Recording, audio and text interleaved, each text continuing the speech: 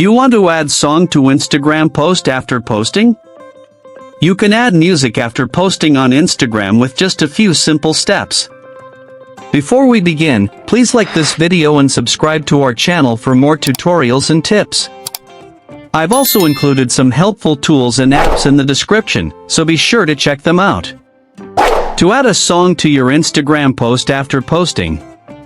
First, open the Instagram app on your mobile device. Once you're on Instagram, go to your profile by tapping your profile icon at the bottom right corner. Now, find and open the post where you want to add music. Tap on the three-dot menu at the top right of the post. A pop-up menu appears. From the pop-up, select Edit. Now, you can edit the post by adding a caption, music, or location. Tap on Add Music at the top of the screen. The music library will open with suggested tracks and a search bar.